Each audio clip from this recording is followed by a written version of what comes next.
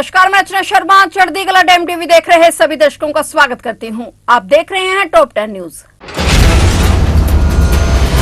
Team India की जीत के बाद पूरा देश जश्न के माहौल में डूब गया है। इंडिया इंडिया के नारे हवा में गूंजने लगे और मैन इन ब्लू का उत्साह बढ़ाने के लिए देश भर के शहरों में क्रिकेट फैंस की भीड़ उमड़ पड़ी है। भारतीय क्रिकेट टीम की T20 विश्व कप जीतने के बाद हर तरफ सिर्फ जश्न का ही माहौल है। 17 साल बाद जश्न का यह मौका आया है, ऐसे में हर कोई इन पलों को जीना चाहता है। बारबाडोस के कैसिंगटन ओवल में आयोजित फाइनल मैच में भारत ने दक्षिण अफ्रीका को रोमांचक मैच में 7 रनों से हरा दिया और इसी के साथ 11 वर्षों बाद कोई ICC खिताब अपने नाम किया है। इस अवसर का जश्न मनाने के लिए बड़ी संख्या में लोग क्रिकेट फैंस जमकर जश्न मना रहे हैं। देशभक्ति के गाने और हाथों में तिरंगे लिए लोगों के चेहरे पर खुशी और गर्व का भाव देखा जा रहा है।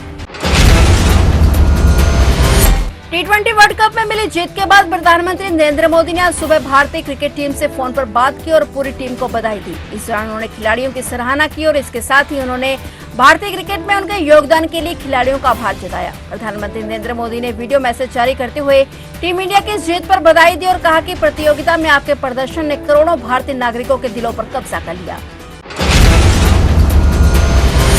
लोकसभा चुनाव में जीत के बाद आज पहली बार प्रधानमंत्री नरेंद्र मोदी ने मन की बात कार्यक्रम को संबोधित किया है। मन की बात का यह 111वां एपिसोड रहा। मन की बात कार्यक्रम को संबोधित करते हुए पीएम मोदी ने भारतीय क्रिकेट टीम को बधाई दी। वहीं लोकसभा चुनाव में जीत के बाद आज पहली बार मन की बात कार्यक्रम का 111वां एपिसोड संबोधित करते हुए प्रधानमंत्री मोदी ने नई सरकार के एजेंडे पर भी चर्चा की। इस दौरान पीएम ने लोगों से अपील की कि अपनी मां के साथ मिलकर या उनके नाम पर एक पेड़ जरूर लगाएं। मां के नाम पेड़ लगाने के अभियान में अपनी मां का सम्मान तो होगा ही होगा, धरती मां की भी रक्षा होगी। पीएम मोदी ने मन की बात कार्यक्रम में आगे कहा कि आज 30 जून का दिन बहुत महत्वपूर्ण है। इस दिन के लिए हमारे आदिवासी भाई बहन हूल दिवस के रूप में मनाते हैं और बता दें कि लगभग 4 महीने बाद पीएम मोदी ने एक बार फिर से मन की बात कार्यक्रम के जरिए देश के लोगों से महत्वपूर्ण राष्ट्रीय मुद्दों पर चर्चा की है।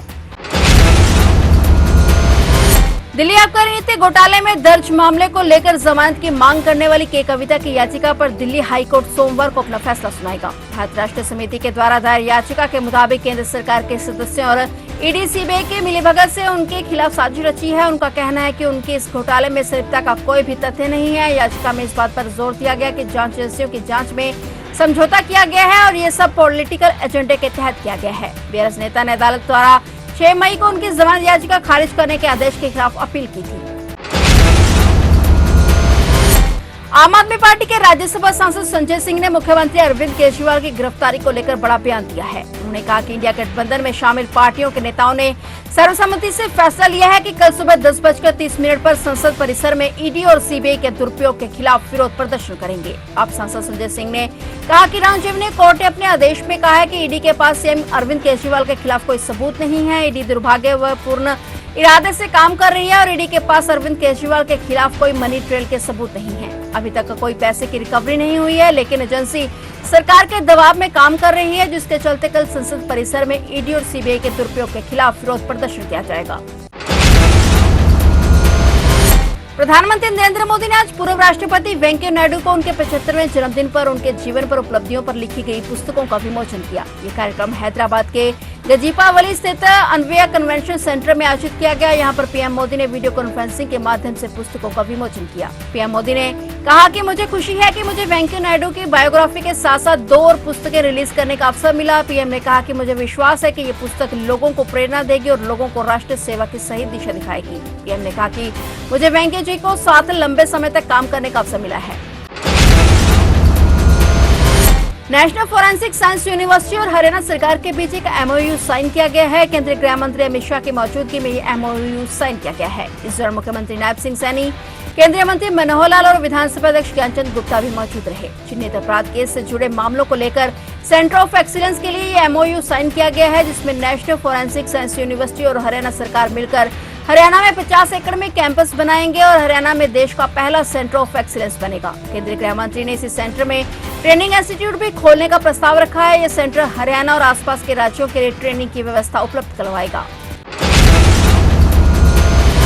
उत्तराखंड में मानसून के दस्तक देते ही इसका असर भी देखने को मिल रहा है। पहाड़ों पर हो रही भारी बारिश से जहां नदियों का जलस्तर बढ़ गया है, वहीं मैदानों में भी भारी बारिश से जल भराव हो रहा है। हरिद्वार में भारी बारिश के बाद गंगा नदी का जलस्तर बढ़ गया, जिसमें दर्जनों वाहन बह गए। बताया जा रहा है कि वाहन सूखी नदी में पार्क किए गए थे और अचानक आए पानी के साथ बहने लगे। गनीमत रही कि इसमें किसी तरह की जनहानि नहीं हुई। पानी का बहाव इतना तेज था कि सूखी नदी में खड़े वाहन एक दूसरे से टकराकर बहने लगे और बारिश का पानी धीरे धीरे वाहनों को भी गंगा नदी में अपने साथ ले जाने लगा। इन वाहनों में कारें, डंपर और बसें शामिल थी। ये नजारा देख लोगों के बीच चीख पुकार मच गई। हालांकि गनीमत रही कि वाहनों में कोई व्यक्ति मौजूद नहीं था।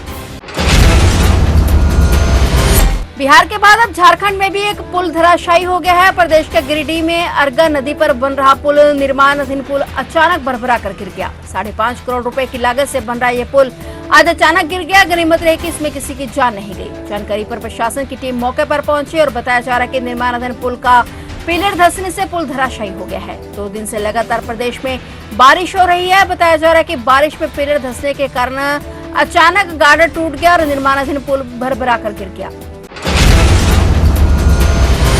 नाइजीरिया के पूर्वोत्तर बोर्नो राज्य में बम विस्फोटों से कम 20 के करीब लोगों की मौत हो गई और 48 लोग घायल हो गए। पहला विस्फोट एक विवाह समारोह में हुआ और फिर दूसरा विस्फोट जनरल हॉस्पिटल गोजा में और तीसरा विस्फोट एक अंतिम संस्कार में हुआ। रिपोर्ट के अनुसार बोर्नो राज्य आपातकालीन प्रबंधन एजेंसी के महानिदेशक बरकिंडो मोहम्मद सैदू ने गोजा टाउन में घटनास्थल का दौरा किया। रिपोर्ट में कहा कि मृतकों में पुरुष, महिलाएं और बच्चे शामिल हैं और घटना के संबंध में कोई विवरण नहीं दिया गया है। फिलहाल टॉप 10 न्यूज में इतना ही और नए समाचारों के साथ फिर से हाजिर होंगे। तब तक के लिए देखते रहिए चढ़ती कला टाइम टीवी।